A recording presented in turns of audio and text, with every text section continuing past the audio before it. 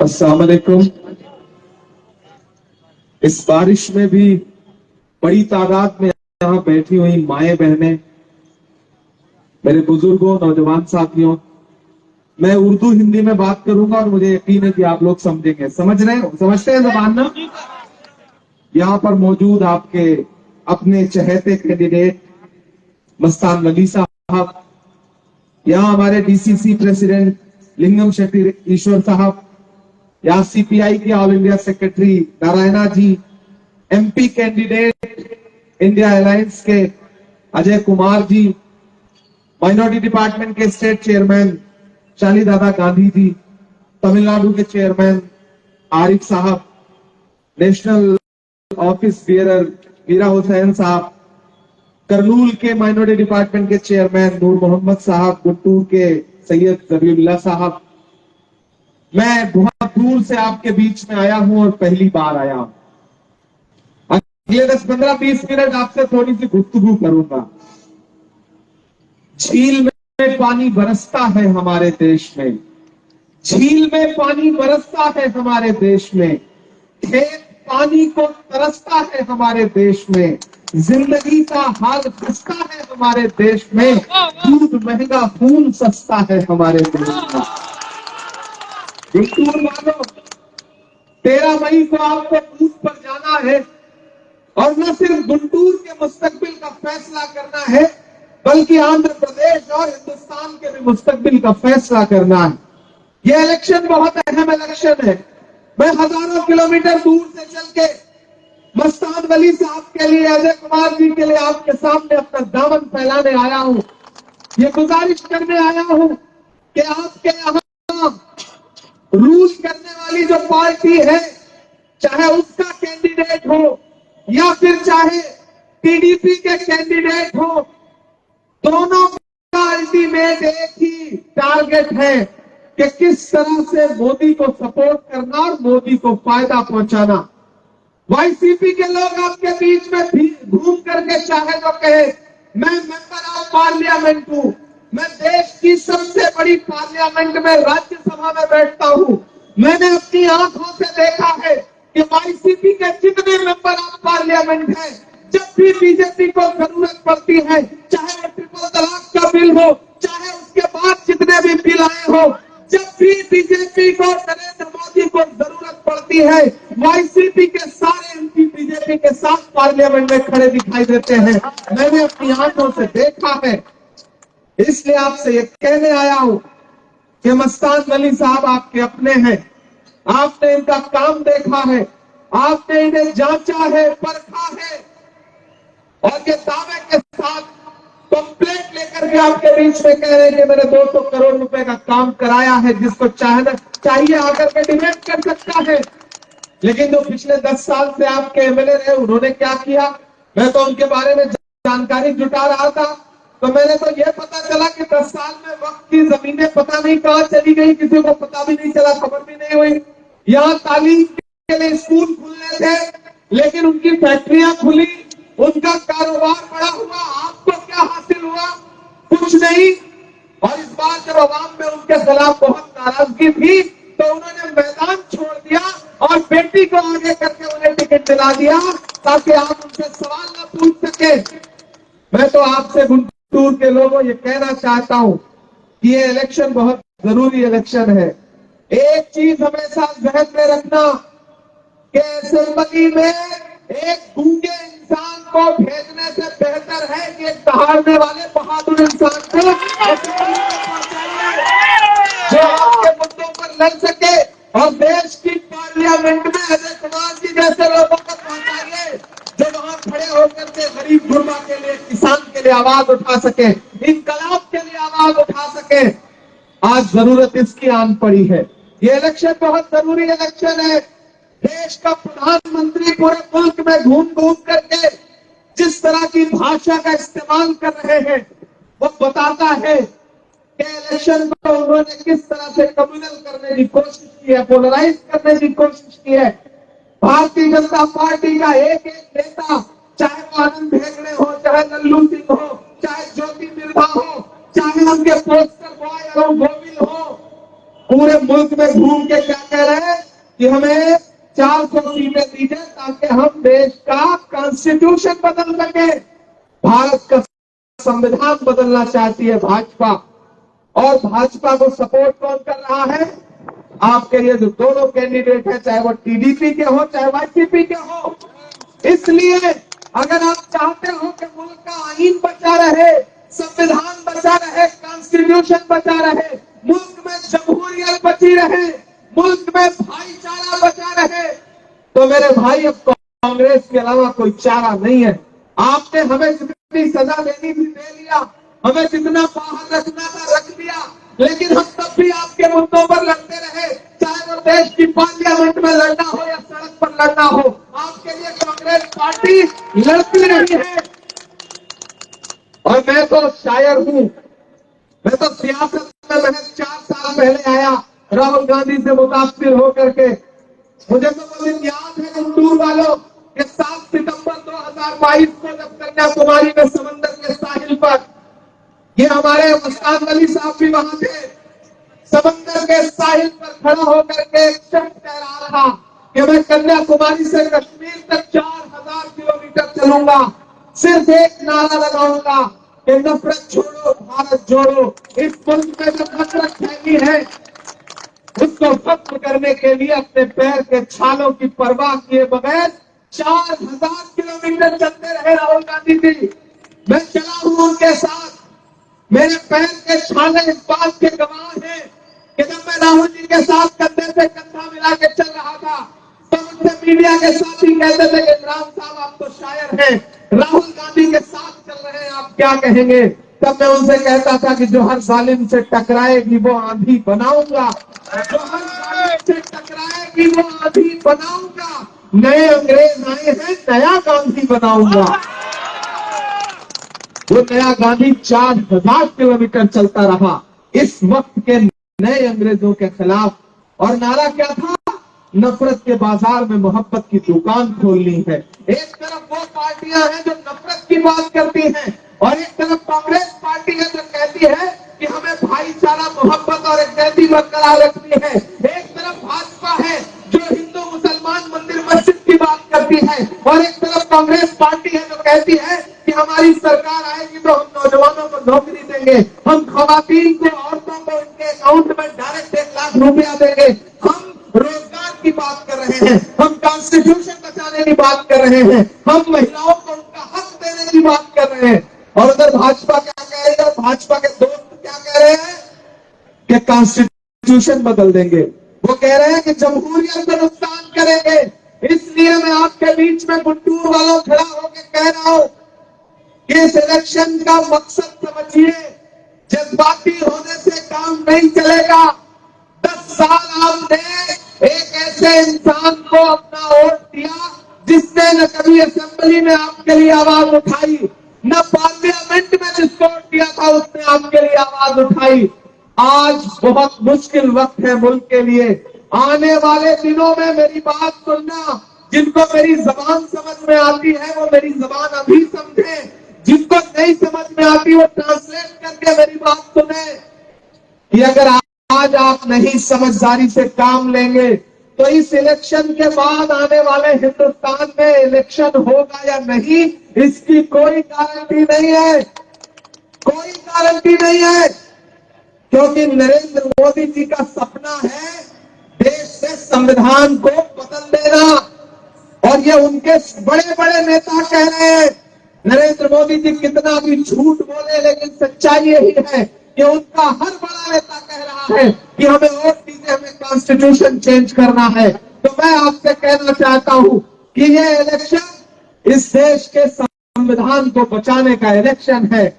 वो संविधान जिसमें महात्मा गांधी के उसूल हैं, वो संविधान जिसमें पंडित जवाहरलाल नेहरू के सपने हैं, वो संविधान जिसमें मौलाना आजाद के ख्वाबों की ताबीर है, वो संविधान जिसमें डॉक्टर बाबा साहब अम्बेडकर का खून पसीना शामिल है। भाजपा उस संविधान को बदलना चाहती है।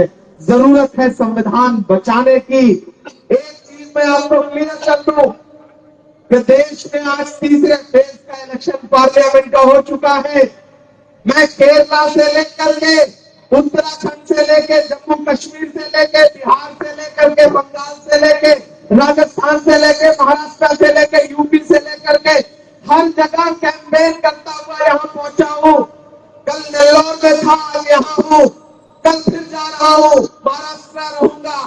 एक बात आपको बता दूं कि नरेंद्र मोदी जी भाषणों में कुछ भी बोले,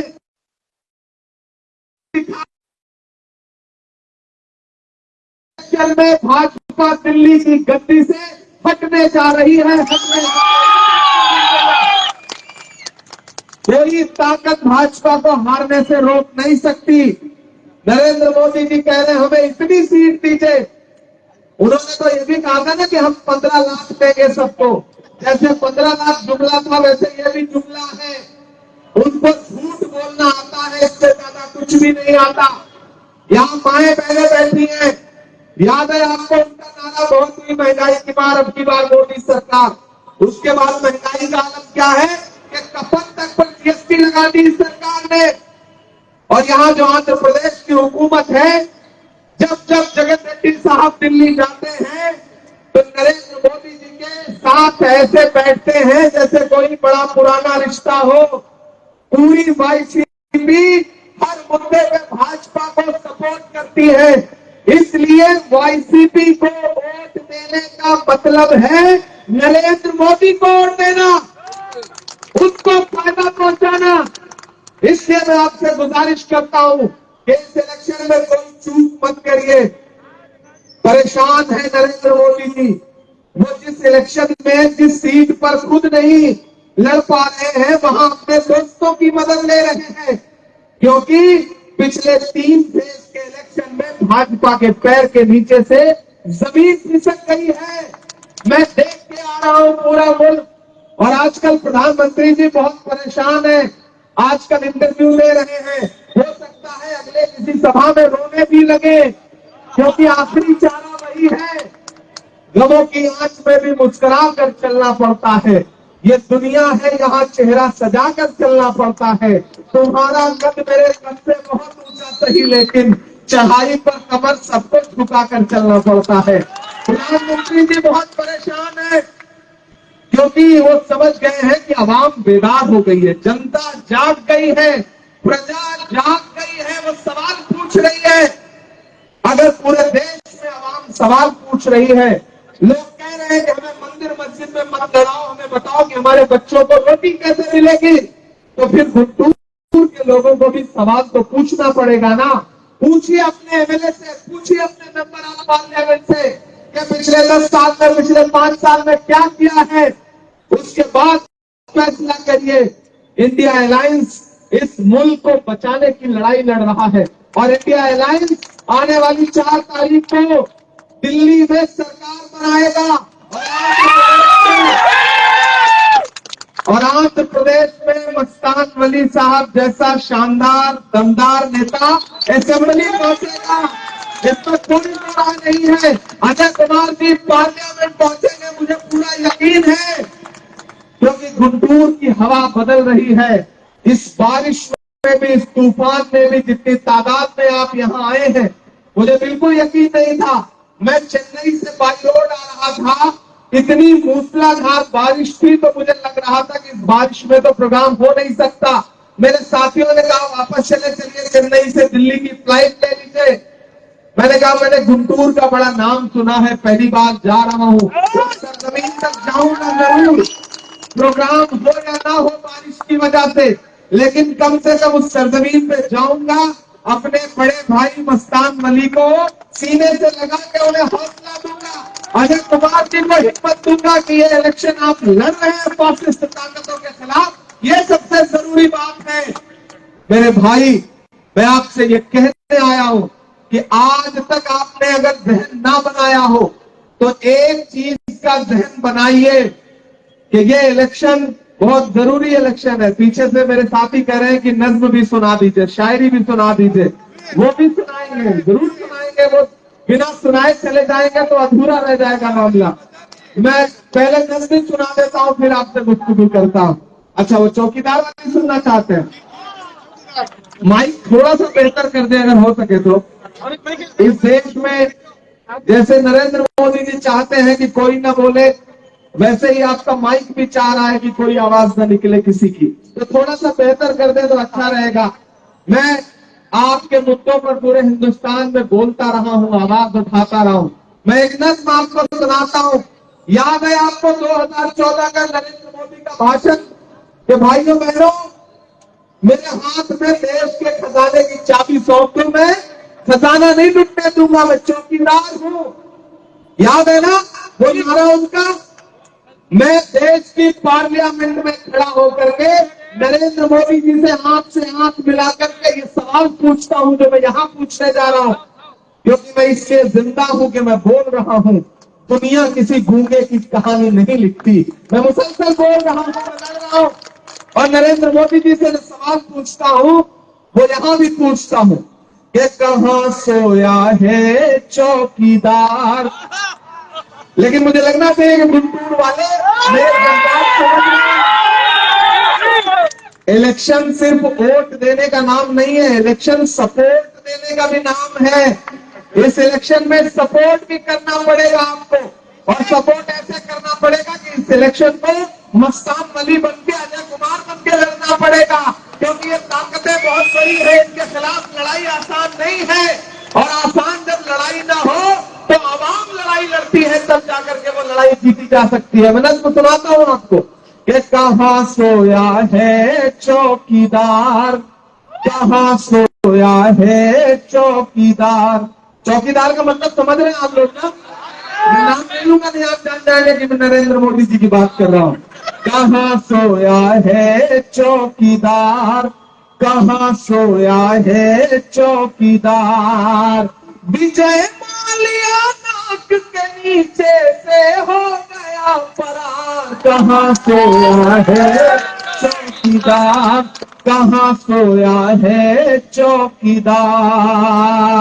ये चाय बेचने वाला, मेरी भाषा समझ रहे हैं ना, मेरी जबान समझ रहे हैं ना, लैंग्वेज समझ में आ रही है ना? मुझे अगर लगना चाहिए कि आपको समझ में आ रहा है, मैं शायरी सुनाऊं और मुझे लगे कि आप समझ ही नहीं रहे, ऐसे चुप होकर के खड़े हैं। मैं पढ़ता हूं कि चाय बेचने वाला पूरा भारत बेच रहा है। गुंटूर वाला मुझे सुन के बताओ कि चाय बेचने वाला पूरा भारत बेच रहा है। सही कह रहा हूं ना? सही कह रहा हूं ना? तो चाय बेचने वाला पूरा भारत बेच रहा है। इसी काम में हासिल से महारत बेच रहा है कि रेल बिक गई, तेल बिक गया, बिका हवाई अड्डा। और अगली लाइन पे नाम आएगा, अगर वो नाम आपको थोड़ा सा दिल को गुदगुदाए तो मुझे बताना, और आपकी तालियों का शोर दिल्ली तक जाना चाहिए। कि चाय बेचने वाला पूरा भारत बेच रहा है। इसी काम में हासिल से महारत बेच रहा है कि रेल बिक गई, तेल बिक गया, बिका हवाई अड्डा। सब कुछ बिकता देख के खुश हैं अपने जेपी नड्डा। क्या जनता महंगाई की मारी करती हाहाकार।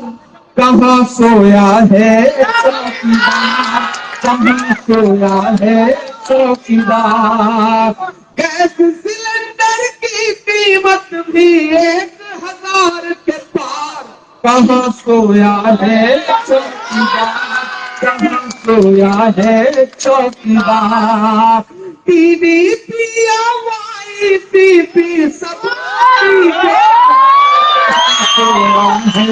चौकीदार, कहां सोया है चौकीदार। गुंटूर वालों, मैंने कहा ना मैं बहुत दूर से आया हूं, पहली बार आया हूं लेकिन आखिरी बार नहीं आया हूं। पहली बार आपसे मिलने बारिश में, तूफान में। वो किसी का एक शेर है कि अब हवाएं ही करेंगी रोशनी का फैसला, अब हवाएं ही करेंगी रोशनी का फैसला। जिस दिए में जान होगी वो दिया रह जाएगा। आज इस बारिश में भी, तूफान में भी आपने हजारों की तादाद में यहां आकर के ये एहसास, ये यकीन तो दिला दिया है कि आप मस्तान वली के साथ हैं। और मस्तान वली का काम आपको याद है। मस्तान वली ने जो 5 साल आपकी खिदमत की, जो आपको याद है। आप अजय कुमार जी के साथ हैं, आप इंडिया अलायंस के साथ हैं, ये यकीन तो आपने दिलाया है। मैं इसके लिए आपका शुक्रिया अदा करूंगा। एक आखिरी बात आपसे कहना चाहता हूं। आप वोट देने जाते हो, बहुत सारी बातें अपोजिशन के लोग, पॉलिटिकल पार्टियों के लोग आपसे करते हैं। मैं तो बस एक बात आपसे कहना चाहता हूं, जिसे अपने जहन में, अपने दिल में लेकर जाइएगा और घर में सोचिएगा कि 36 साल के एक नौजवान ने दिल्ली से आकर के, जो मेंबर ऑफ पार्लियामेंट है, जो शायर है, वो आपके शहर में आया और एक बात कह करके गया। मैं आपसे एक बात कहना चाहता हूं कि मुझे बताओ कि जब राहुल गांधी कन्याकुमारी से भारत जोड़ो यात्रा लेकर के नफरत के खिलाफ निकले थे, तो अच्छा लगा था या नहीं लगा था? लगा था या नहीं लगा था? किस लिए निकले थे राहुल गांधी? नफरत खत्म करने के लिए। इस मुल्क में नफरत के सबसे ज्यादा शिकार कौन? हम हैं, आप हैं। कौन सी ट्रेन में, कौन से चौराहे पर, कौन सी भीड़ आकर के मार दे, पता है? इस मुल्क में माहौल जो है, नफरत के खिलाफ निकला वो आदमी। नफरत कम होगी तो फायदा किसका होगा? हमारा, आपका। सुकून किसको मिलेगा? तसल्ली किसको मिलेगी? हमको, आपको। तो मुझे बताओ गुंटूर वालों, अरे आप तो इस बात पर ईमान रखते हो ना कि मजदूर का पसीना सूखने से पहले उसकी मजदूरी उसे दे देनी चाहिए। ये हमारे बुजुर्गों का कौल है कि मजदूर का पसीना सूखने से पहले उसकी मजदूरी उसे दे देनी चाहिए। मैं चला हूं राहुल गांधी के साथ, मैंने देखे हैं राहुल गांधी के पैर के छाले, मैंने देखा है राहुल गांधी का बहता हुआ पसीना। मैं आज गुंटूर में आपसे राहुल गांधी की मजदूरी मांगने के लिए आया हूं, और वो मजदूरी है मस्तान वली को जिता करके असेंबली भेजना और अजय कुमार जी को जिता करके दिल्ली भेजना। ये है राहुल गांधी की मजदूरी। मैं इससे आपसे कहना चाहता हूं, एक तरफ प्राइम मिनिस्टर कहते हैं कि राहुल गांधी शहजादे हैं। मैं यहां खड़ा होकर के प्राइम मिनिस्टर से कहना चाहता हूं कि ऐसा शहजादा जो 4000 किलोमीटर एक टी शर्ट में, ट्राउजर में हिंदुस्तान के लाखों लोगों को अपने गले से लगाता हुआ कश्मीर से कन्याकुमारी तक मोहब्बत की बात करता है, अगर वो शहजादा है तो ऐसे शहजादे हमें कबूल है। ऐसे शहजादों को पलकों पर बिठाएंगे। अरे आप राहुल गांधी को शहजादा कहते हो और खुद को फकीर बताते हो। वो फकीर जो 10 लाख का सूट पहनता है, मोबाडो का चश्मा पहनता है, मोबाडो की घड़ी पहनता है और 8,500 करोड़ के जहाज से दुनिया घूमता है। फकीर ऐसे कहां होते हैं? फकीर तो महात्मा गांधी थे कि बदन पर एक कपड़ा।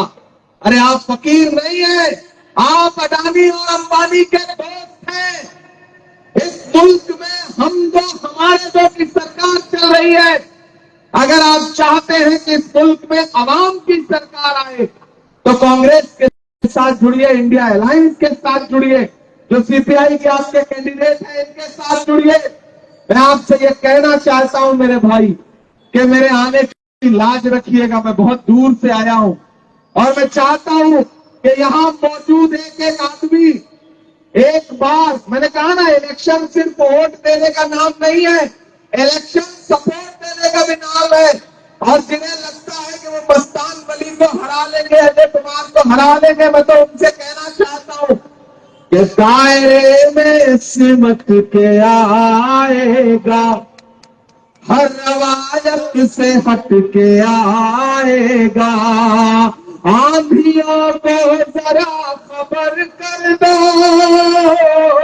तैयार रहना अगली लाइन पे, कि आंधियों को जरा खबर कर दो, शेर वापस पलट के आएगा, शेर वापस पलट के आएगा। उठाइए अपना एक एक हाथ, और यकीन दिलाइए कि आप हमारे साथ हैं, राहुल गांधी के साथ हैं, इंडिया अलायंस के साथ है। आप सबका भी हाथ उठे, इधर जो लोग हैं इनका भी, आपका भी। सर नारायण सर, आपका भी हाथ उठे, दिखाइए एक हाथ और यकीन दिलाइए कि इस इलेक्शन में आप मुल्क की मोहब्बत के नाम कांग्रेस के लिए, इंडिया अलायंस के लिए, सीपीआई के लिए वोट करेंगे। राहुल गांधी के पैर के छालों को याद रखते हुए वोट करेंगे। भारत जोड़ो यात्रा की मोहब्बत के लिए वोट करेंगे। इंडिया अलायंस की गारंटी के लिए वोट करेंगे। और मैं आपसे वादा करता हूं कि जब 13 तारीख को आप बूथ पर जाइए तो वोट दीजिए मस्तान वली को और अजय कुमार जी को, और साथ में एक नारा भी लगाइए कि 13 मई भाजपा गई, 13 मई भाजपा गई। मेरे साथ लगाइएगा नारा, मैं बोलूंगा 13 मई भाजपा गई। एक एक आदमी मेरे साथ नारा लगाएगा, 13 मई।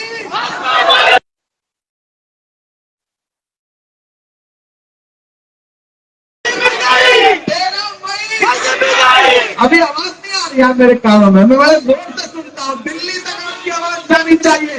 अरे 13 मई, 13 मई, 13 मई, 13 मई।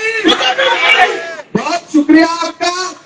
मस्तान भाई को, अजय कुमार जी को जिताइए, असेंबली और पार्लियामेंट पहुंचाइए कि आपके मुद्दों पर मस्तान भाई यहाँ असेंबली में लड़ेंगे, अजय कुमार जी पार्लियामेंट में लड़ेंगे, ये लोकसभा में खड़े होकर लड़ेंगे, मैं राज्यसभा में खड़ा होकर लड़ूंगा। बहुत अच्छा ऑफर है। इधर एक मेंबर ऑफ पार्लियामेंट जिताइए, एमएलए जिताइए और एक एमपी साथ में फ्री पाइए। ऑफर बहुत अच्छा है, तो उसके साथ एक फ्री, इससे अच्छा ऑफर आपको कोई नहीं दे सकता है। तो मेरी आपसे गुजारिश है साथियों, बहुत अच्छा लगा। और यहाँ बड़ी तादाद में माओ बहनों को देख करके, खवातीन को देख करके, औरतों को देख करके मुझे अच्छा लगा कि आप इस इलेक्शन में पार्टिसिपेट कर रहे हैं शिद्दत के साथ। 13 तारीख को घरों से निकलिए, अपना ज्यादा से ज्यादा वोट लेकर के घरों से निकलिए, वोट देने जरूर निकलिए, क्योंकि आपके एक एक वोट की बहुत अहमियत है। बहुत शुक्रिया। 4 जून को रिजल्ट आएगा तो मेरी नजरें गुंटूर की सीट पर रहेंगी। मैं भले दिल्ली में बैठा रहूंगा, मुझे मायूस मत करिएगा, मुझे शर्मिंदा मत होने दीजिएगा। आप मस्तान भाई को, अजय कुमार जी को जिताइए। मैं वादा कर रहा हूँ कि 4 जून के बाद इंशाल्लाह एक बार फिर गुंटूर आऊंगा आपका शुक्रिया अदा करने के लिए, जीत का जश्न मनाने के लिए, आपका कर्ज उतारने के लिए। बहुत शुक्रिया गुंटूर, बहुत सारी मोहब्बत।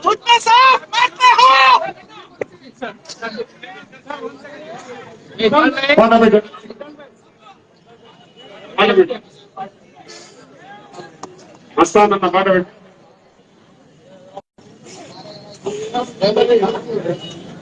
3 రంగుల జెండా పెట్టి, 3 రంగుల జెండా.